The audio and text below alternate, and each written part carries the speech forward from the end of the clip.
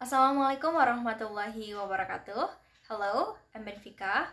My student number is 19 of 55.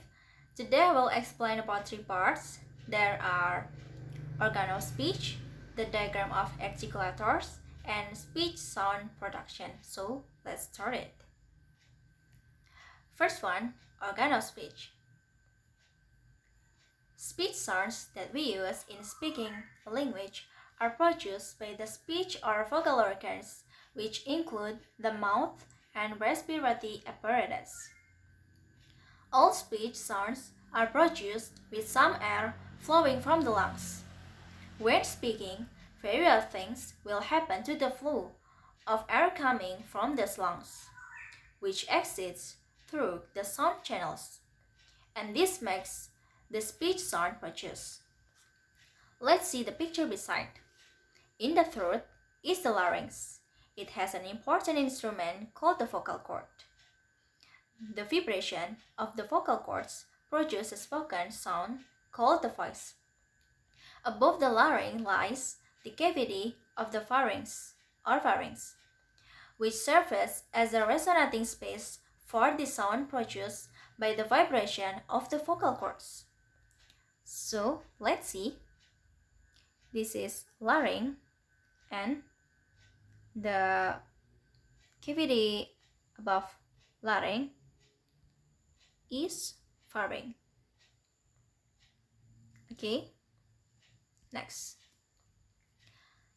On the human head, there is an articulation organ called an articulator and two cavities, the oral cavity or mouth and the nasal cavity or nose.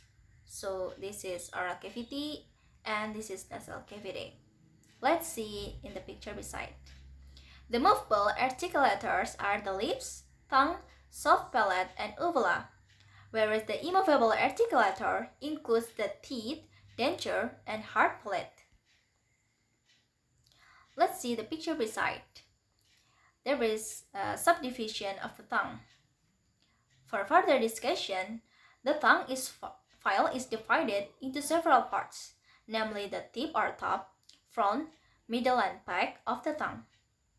The tongue is the most flexible of all speech organs because every part of it can be moved in the direction of sound production. Second, the diagram of articulators. Based on their functions, vocal organs can be divided into three subsystems as follows. First, the respiratory system, which is a source of airflow needed to produce speech sounds. Second, a phonatory system provides interruptions to the vocal channels needed to produce sound. Third, an articulatory system modifies the outflow of air in various ways to produce and differentiate speech sounds. Let's see the picture beside. It is also useful to talk about articulators that handle their position in the mouth, either along the upper or lower jaw. Articulators that are along the maxilla are upper lip, upper teeth, protrusions, hard palate, soft palate. If the articulator along the lower jaw consists of the lower lip, lower teeth, and the tongue. Third, speech sound production. This is the material, last but not less. If the two articulation, for example, make close contact with each other to completely block airflow, and then this obstruction is released to allow the air to escape with a sudden force through the mouth so that the resulting sound is plosive, such as p, b, d, g, etc. If there is a total disturbance made by the tongue in the middle of the mouth and air can escape through one or both sides of the tongue, the sound produced is called lateral, for example, l. The airflow can flow into the outside atmosphere through either the oral or nasal cavity. The oral cavity is separated from the nasal cavity by movement of the soft palate or velum. When the soft palate is removed to close the nasal cavity, air can escape through the oral cavity or mouth, so the sound is called an oral sound.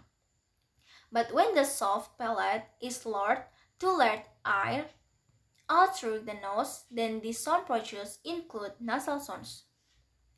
There is another distinctive sound called resonance. Resonants are sounds that are produced principally by vibrating the vocal cords, while the pharynx, mouth, and nose function only to modify them. These three cavities serve as resonating spaces, especially the mouth, which amplifies the sound that has been produced by the vibration of the vocal cords. Sounds like a, u, etc., caused by differences in the shape and size of the mouth or oral cavity. That's all for me. Thanks for your attention. Wassalamualaikum warahmatullahi wabarakatuh.